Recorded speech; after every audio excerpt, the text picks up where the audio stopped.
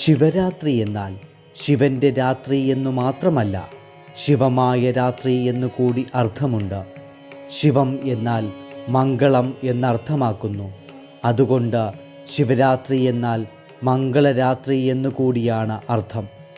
ലോകത്തെ മുഴുവൻ നശിപ്പിക്കാൻ ശക്തമായ കാളകൂട വിഷം ഭൂമിയിൽ പതിക്കാതെ ഭഗവാൻ പരമശിവൻ സ്വയം ഏറ്റുവാങ്ങി പാനം ചെയ്ത രാത്രിയാണ് ശിവരാത്രി എന്ന ഐതിഹ്യം. അങ്ങനെ ലോകത്തെ നാശത്തിൽ നിന്ന് രക്ഷിക്കുക മാത്രമല്ല, മംഗളം നൽകുക കൂടി ചെയ്തു പരമശിവൻ. അങ്ങനെ ശിവരാത്രി എന്ന വാക്കിന് മംഗളരാത്രി എന്ന അർത്ഥം പ്രസക്തമാകുന്നു. ശിവോഹം എന്നാണ് ശൈവ തത്വചിന്തയുടെ കാതൽ. ശിവനും ഞാനും ഒന്നു തന്നെ എന്ന അദ്വൈത ചിന്ത തന്നെയാണത്. അതുകൊണ്ട് ലോകത്തെ നാശത്തിൽ നിന്ന് രക്ഷിക്കാൻ നാം ഓരോരുത്തരും സ്വയം തയ്യാറാകണമെന്ന സന്ദേശം കൂടി ശിവരാത്രി മുന്നോട്ട് വയ്ക്കുന്നു.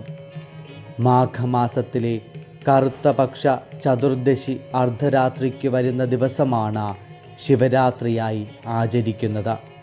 ശിവപുരാണം, ലിംഗപുരാണം ഉൾപ്പെടെയുള്ള പുരാണങ്ങളിൽ ശിവരാത്രി എന്ന ദിവസത്തിൻ്റെ ഐതിഹ്യങ്ങളും ശിവരാത്രി വ്രതത്തിൻ്റെ പ്രാധാന്യവുമൊക്കെ വിശദമായി പറയുന്നു.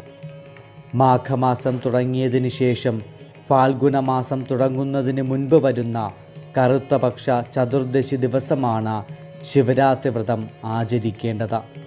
ഈ വ്രതം ഇഹലോകത്ത് ഭുക്തി എന്ന സർവ്വ സൗഭാഗ്യങ്ങളും തരുന്നു.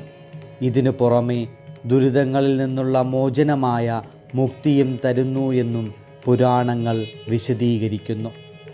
പണ്ട് ദേവാസുരന്മാർ ചേർന്ന് അമൃതനായി പാലാഴി കഴഞ്ഞപ്പോൾ ഉയർന്നു വന്ന ലോകനാശകരമായ കാളകൂടം എന്ന വിഷം ഭഗവാൻ പരമശിവൻ സ്വയം ഏറ്റുവാങ്ങിയെന്നും അത് പാനം ചെയ്തപ്പോൾ പാർവതീദേവി ഭർത്താവിൻ്റെ കണ്ഠത്തിൽ മുറുകെ പിടിച്ച് ആ രാത്രി മുഴുവൻ ഉറക്കമിളച്ചു പ്രാർത്ഥിച്ചുവെന്നുമാണ് ഐതിഹ്യം.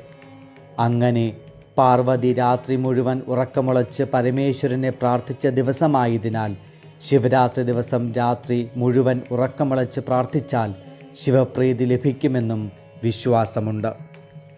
ഏതായാലും ശിവരാത്രി ദിവസം വ്രതം അനുഷ്ഠിക്കുന്നതും ഉറക്കമിളച്ച് ശിവഭജനം നടത്തുന്നതും ഏറെ പുണ്യദായകമാണ്. പ്രപഞ്ചനാഥനായ ശിവൻ്റെ അനുഗ്രഹം ഇതിലൂടെ ഉണ്ടാകുമെന്നും പുരാണങ്ങളും ഇതിഹാസങ്ങളും പറയുന്നു.